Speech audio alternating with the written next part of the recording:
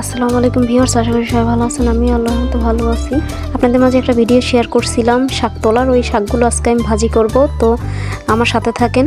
তো এখানে শাকগুলো ভালো করে কেটে ধুয়ে নিয়ে দেখুন আমি ভাপ দিয়ে নিব, আর 2টা আলু দিয়েছি শাকের ভিতরে। তো আমার প্রায় শাকটা ভাপ দেওয়া শেষ হয়ে গেছে। তো যাই হোক, এখন আমি উঠিয়ে নিব। এখন উঠিয়ে আমি কড়াইতে তেল দিব। পরিমাণে তেল দিলে শাক ভাজি খেতে ভালো লাগে।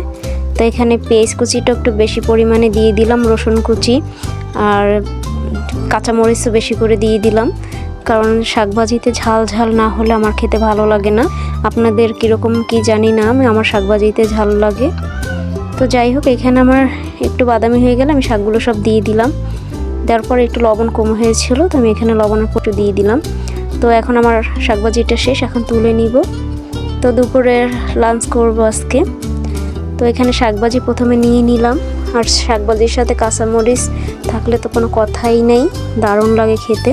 আর যেহেতু তাজা তাজা পিওর শাক, তো অসাধারণ লাগতেছে। একদম মালিন মুক্ত শাকগুলো, নিজের হাতে তোলা। তো আজকে দুপুরের সাথে দেশি মুরগিও ছিল, তো এখানে আমি দেশি মুরগি তরকারিটা একটু নিয়ে নিব। আজকে মুরগি রান্নাটাও ভীষণ মজা হয়েছে, যেহেতু দেশি মুরগির স্বাদটাই হচ্ছে অন্যরকম। তো যাই হোক, আজকে আমার ভিডিওটা এই পর্যন্তই।